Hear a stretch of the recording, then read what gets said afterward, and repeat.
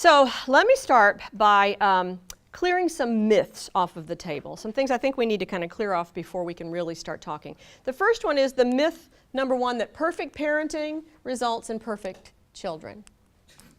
Now, that was clearly the belief of these authors, but if that were true, the first thing I have to ask you is, if perfect parenting results in perfect children, shouldn't Adam and Eve have been flawless?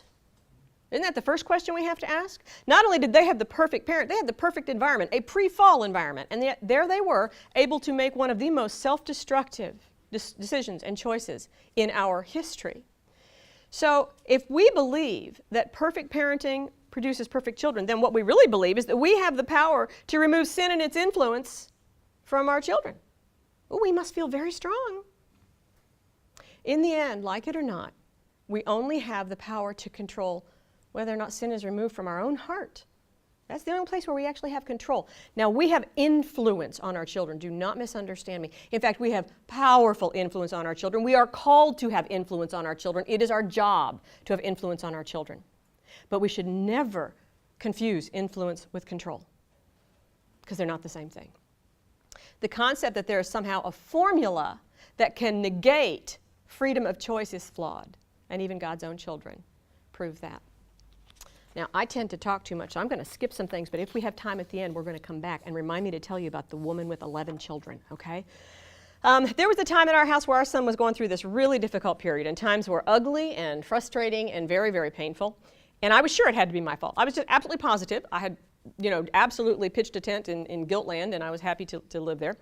And it was during this time that I was driving on these 12-hour journeys from Connecticut to Ohio, because my mother at the time, she was dying of cancer, so I was spending a lot of time driving back and forth to be of help to her. On those 12-hour journeys, what was just lovely was I had lots and lots of time to not only pray over my mother, but to pray over my son and this difficult time that we were going through. I was blessed to hear a broadcast of Josh McDowell on part of my Pennsylvania leg of the trip. And it was meant for me. I know that it was. Now, like everyone else, Josh will admit that as parents we can have influence. Like he agrees, absolutely. In fact, a lot of his ministry is about the importance of having that influence. But he went on to say that sometimes it's not your fault. Sometimes it's not. He said that he has seen some of the best kids sometimes come from families that are so awful as to be horrific, and that these kids who turn out well, their parents can lay no claim at all to how well this child turned out.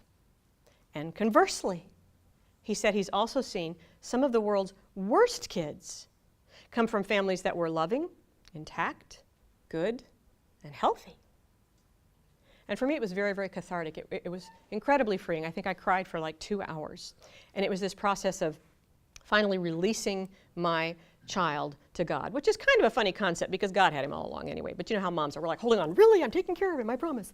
And so here's something that you need to know, though. If you have been taking on unwarranted blame, I'm not talking about warranted blame. There are family situations that are horrific where parents need to take blame. But if you've been taking on unwarranted blame that really isn't yours, when you let go of it being your fault, you send a wondrously powerful message to your child. Because if you feel it's your fault that their life is the way that it is, they're pretty happy to agree with you.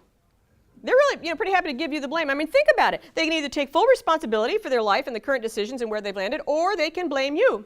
Okay, that math is easy. I'll blame you. Especially if you're willing to jump on that bandwagon too. And that is not truth.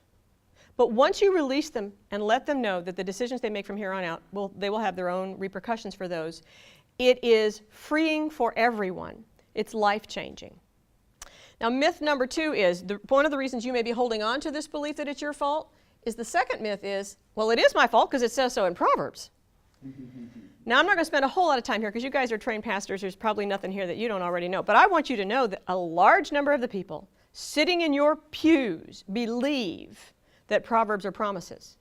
So when they read Proverbs 22:6, train up a child in the way he should go, and when he's old, he'll not depart from it, they think they have a formula. You've probably heard them in your churches holding up the Bible saying, I claim the promise. And so then they're looking at their child's life and they're thinking, okay, I followed this algorithm. I did the formula. Lord, I did what you asked me to. I trained him up in the way that he should go, but he departed from it. So what's the deal here? I thought we had a deal. Something's gone wrong. So then they look at the verse again and they think, okay, let's look at this again. It says, when he's old, he'll not depart from it. And then they say, but Lord, I don't know that he'll live that long. Now, sometimes it means because I want to kill him myself.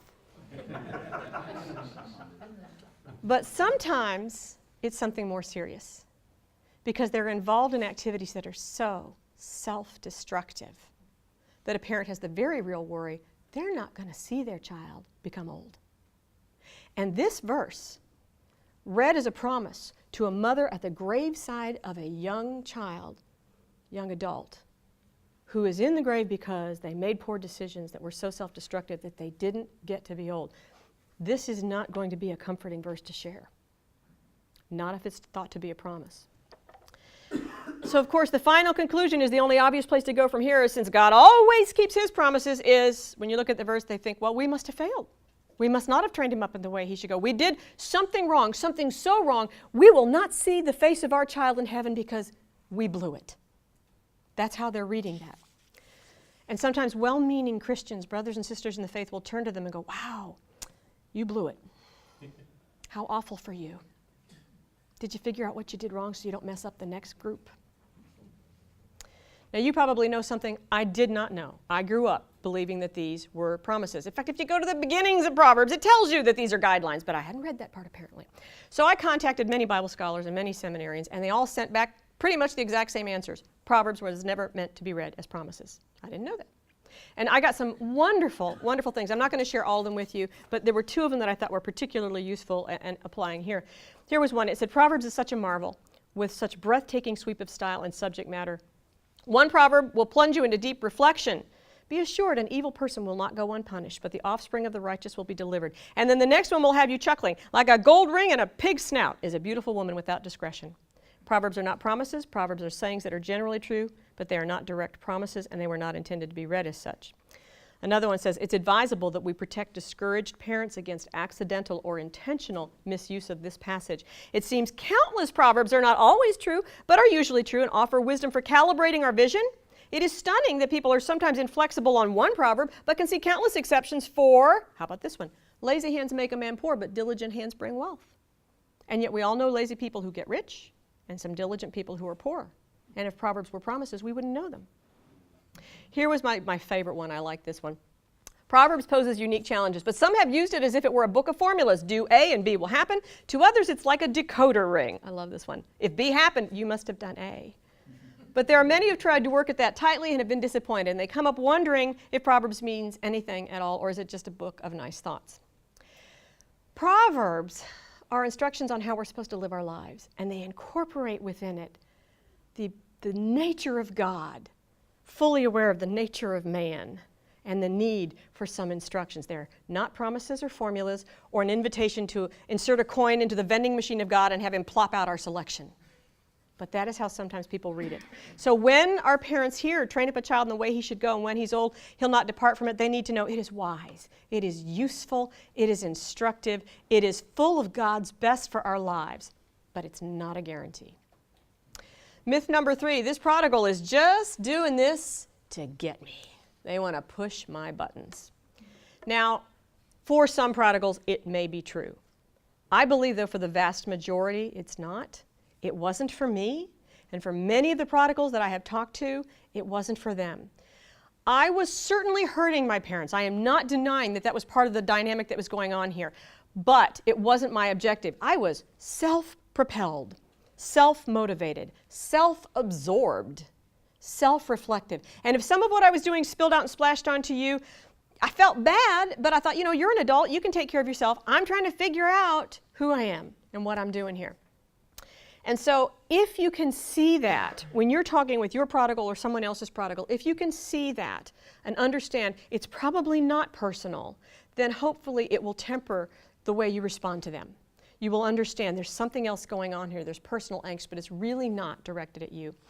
Myth number 4 is if we can let her know how badly she's hurting us, she'll stop. We love these children. There is no doubt. And I think they love us back. I think they do. I think by and large that's the dynamic of work here. And there's a good chance that if they could understand how they were hurting us, they might stop. But I see 2 problems with that. And one is most young adults and teens are in the middle of a pretty self-absorbed time. Even the best of them. It is a time when they're figuring out who they're going to be and it takes some self-absorption. But if you have a child who's in moral or any kind of psychological angst, it is particularly self-absorbed. They have a hard time seeing outside of themselves. But here's the second one. I had no idea before I had children how much I was going to love the children that I had. I had no idea. I've never in my life felt anything that deeply and that profound. So there is no way in the world I could have understood the pain I was causing my parents. It wasn't possible because I'd never been that vulnerable to another human being. So I'm thinking getting this kid to understand how we feel is wasted energy. They're not going to get it. I don't think they can get it until they've had children of their own. You're better off taking your energy and spending it someplace else where you can maybe have an impact, and I don't think that's one of them. So now that we've cleared a couple of the myths off the table, let me tell you why I think I'm giving this talk. Because you know you're supposed to have an elevator speech. My elevator speech on why I do this has changed. I think I finally landed on it, and that is I really want to equip parents to find ways to build bridges between their heart and this child. Because so often when a prodigal appears, it's explosive. Families just shoot to far corners. And I think we need to maintain hearts. And I'll tell you why. Because at some point, this kid, this young adult, is going to exhaust this journey that they're on. They're going to exhaust whatever philosophy they have tapped into. They will find it empty eventually. It took me 13 years. But they will find it empty eventually. At that point, they're going to say, well, that didn't work. Now what? And they lift up their head. And my question is, will they look back? Is there any reason they're going to want to reconnect with you in your faith? Or are they going to say, I'm going to try something else? And now you may lose them for another 13 years. We need to stay connected to our prodigals. And I think sometimes in our own personal pain, we just go, fine, just go. Come back when you've gotten your senses. And we need to maintain that heart.